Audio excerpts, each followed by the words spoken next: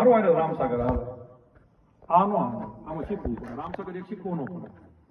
રણુકારે મન રણ જણે અન થાય એક કાર બ્રહ્મ નાદ ઉપર ઉમટે અને ઉપજાવે ઓમકાર. રામસાગર તમે વગાડો તમે કે ઓમકાર ઓમકાર એટલે એમ જ તાર વાગે આનો વાગે. અને એક તારો બંધ થઈ ગયો. શું થયું એ ઘોડી કોની છે? મરા સાહેબ કે બાબા ઘોડે તો મારે છે, તો પશુ છે. કે તમારી ઘોડી છે ને પાટું માર્યું અને 7 વર્ષના દીકરી છે આ દુનિયાને છોડી દીધી છે. એ સમયમાં માણસો હતા કે ભાઈ આ તો બધા ઢોંગ છે, આ ભરણ ધણીનો પાટ માંડ્યો હોય. જોવો ને આ ઘોડે નથી આવી પણ અમને એવું લાગે જમનો પાડો આવ્યો છે. હજુ બિચારી 7 વર્ષની દીકરી અને પાટું માર્યું અને ખલાસ થઈ ગઈ, દીકરી ઓફ થઈ ગઈ, દીકરી ગુજરી ગઈ. કોની ઘોડે છે? બધા કેવા ભાઈ આ ઓલા બાપુ જે છે ને રામસાગર ઉપર કાંઈ એની ઘોડે છે ન કહેવાના. હવે મોરાર સાહેબને કીધા અને મોરાર સાહેબે એ 7 વર્ષના દીકરી થઈ કે ઓરડો હતો અડધું બાવનું બંધ કર્યું અને સિદ્ધ ધણીની જ્યોત હતી ત્યાં મોરાર સાહેબે ફોરાઈ દીધા. એ સમયનું મોરાર સાહેબ જે રામનવમી રાખતા હોય તો ભલે, ભગવો રાખતા હોય તો ભલે. ગોરખનાથના એક ભજનમાં આવ્યું છે કે ભગવામાં ભેખ ભેખમાં ભગવાન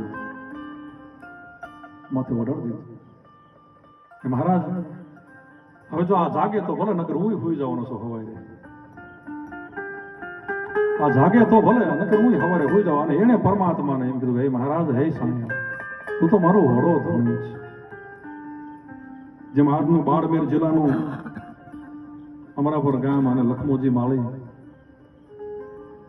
અત્યારે શું છે ફેસબુક નો સમય આવી ગયો એટલે એમાંથી જેટલું જોઈએ એટલું અડધું લઈ લઈએ, બાકી કાંઈ નહીં. આપણે સાંભળ્યા રાખીને આનંદ કરવી. ભજન છે ભજના નંદિયા ઈ પરમાત્માને હૃદય હોય, નાથને નારાયણને ઈ માધવને ઈ મુરારીને ઈ કૃષ્ણ પરમાત્માને કેવો એને યાદ કર્યો હોય એ તો એના વેદ અને વાણી છે બધી એને બધાને એકોર મિલી દો. કાંઈ એને યાદ ન રહે. હું પોતાપણું ભૂલી જવા દેહપણું ભૂલી જાય અને એમ કે મારા બાપ સિવાય મને કોઈ યાદ નથી.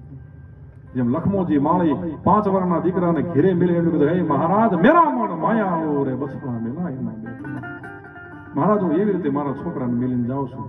એને એરું કહ્યું હકીકતમાં કુવાનું પાવઠું નથી ભાઈ. કુવાનું પાવઠું જો ભાંગે ને એ જો કુવામાં પડી જાય તો એના એવા શબ્દ ન હોય બેલીડાની સંગે બજારોમાં અમે માલ હતા અને ઓલા બેલીડાએ ડગો દીધો છે અમને આજ વેલેથી તૂટું સખી એક પાંદડું. અરે મેરા મણ માયાળું બછડા મેલા એના બેટમાં અને લીધી એને પરદેશોની વાટ. 8-9 માસે આવીને ઓળખ્યા હવે હવે લીધી એની વાટ.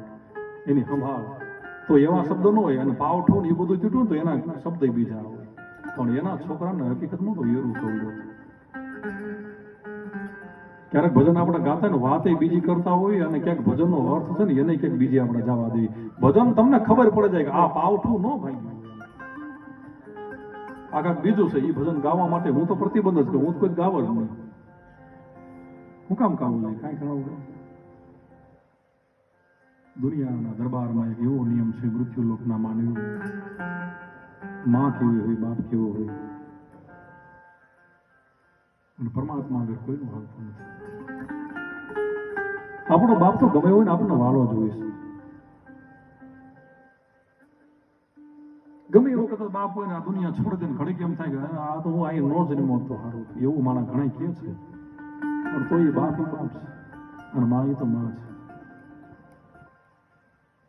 ઘનશ્યામભાઈ અમુક સમયે આ બેહવીર એટલે યાદ આવે આપણને. જેમ મોરાર સાહેબે અલખધણીને બાપ માન્યો, તું મારા માટે મા અને બાપ છો. મેં મારા બાપને જોયો નથી, માને જોઈતી અને માએ તારો ભેટો કરાયો. એટલે મને એવું લાગે છે કે આ બાપ કોઈ દી મરે નહીં અને આ બાપ કોઈ દી જન્મે નહીં. એવો બાપ મેં ધાર્યો છે. સદગુરુ મહારાજ તો એવો ધારવો છે કે આ દુનિયામાં ન હોય એની સિદ્ધ સમાજ